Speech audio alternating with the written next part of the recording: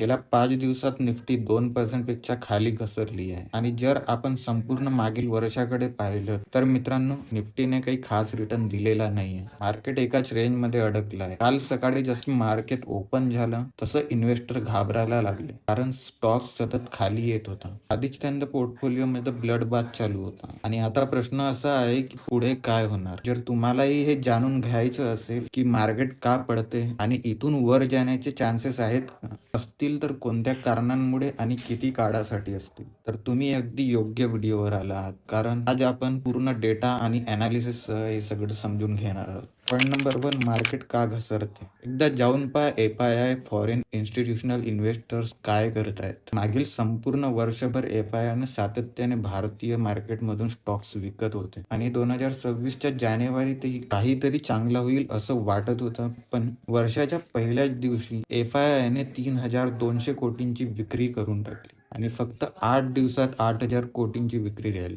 म्हणजे दररोज सरासरी 1,000 कोटींच्या सेलिंग प्रेशर. आता तुम्ही सांगा, दररोज एवढा पैसा भारतीय मार्केटमधून बाहेर जात असेल तर मार्केट वर कसं जाणार. पॉईंट नंबर 2, रुपया कमजोर होत आहे.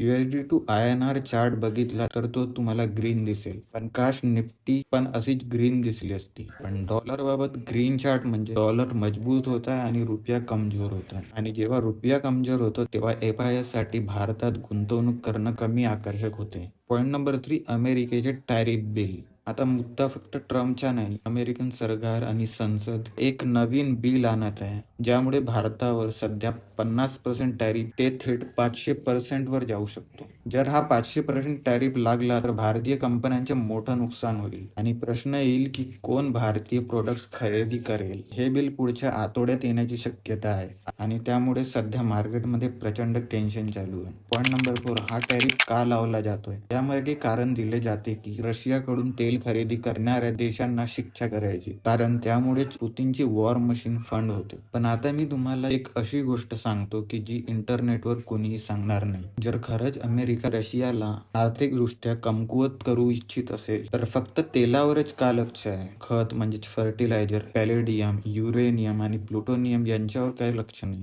हे सगळंही रशियाकडून खरेदी करणं थांबवा ना. पण वास्तव काय, अमेरिका स्वतः हे सगळं रशियाकडून खरेदी करतो आणि इतर देशांना सांगते की तुम्ही खरेदी करू नका. मग पैसा कोणाकडे जातो, पुतीनकडेच ना. अमेरिकेचा खरा प्लॅन काय आहे, जर इतर देशांनी रशियाचं तेल खरेदी करणं थांबवलं तर ते तेल कोणीच घेणार नाही आणि तो अमेरिका स्वतःच घेईन, स्वस्तात घेईन आणि नंतर महागात विकेल. हेच अमेरिकेने आधी व्हेनेझुएला सोबत केलं. टॅरिफ लावले, धमक्या दिल्या आणि आता देशावरच कंट्रोल मिळवला. पॉईंट नंबर 5, याचा भारतावर काय परिणाम होईल. भारताचे एक्सपोर्ट आधीच लिमिटेड आहे. जर अशा टॅरिफ लागल्या तर भारतीय मार्केटवर एक मोठा दबाव येणार. पॉईंट नंबर 6, पुढे काय होणार. हे सगळं आता US सुप्रीम कोर्टच्या निर्णयावर आहे. आज कोर्ट ठरवणार आहे की ट्रम्पचे टॅरिफ कायदेशीर आहे की बेकायदेशीर आहे. आधीच 1000 पेक्षा जास्त केसेस ट्रम्प विरुद्ध दाखल झाल्या आहेत. US सुप्रीम कोर्टमध्ये 9 जज आहेत, त्यापैकी 6 रिपब्लिकन पार्टीने नेमलेले आहेत, जे ट्रम्पची पार्टी आहे, आणि त्यातले पण 3 ट्रम्प याने स्वतः नेमलेले आहेत. म्हणजे निकाल कोणाच्या बाजूने येईल हे तुम्हाला आधीच समजत असेल. शेवटचा मुद्दा, जर टॅरिफ्स लागू झाले तर काय होईल. भारतीय मार्केटमध्ये हालचाल सुरू होईल आणि क्रिप्टो मार्केटमध्येही जबरदस्त व्हॉलेटिलिटी दिसून येईल, कारण जिथे ग्लोबल टेन्शन असतं तिथे क्रिप्टोमध्ये मुवमेंट असते. So thanks for watching this video. Please like, share, subscribe. This is Ashish over and out.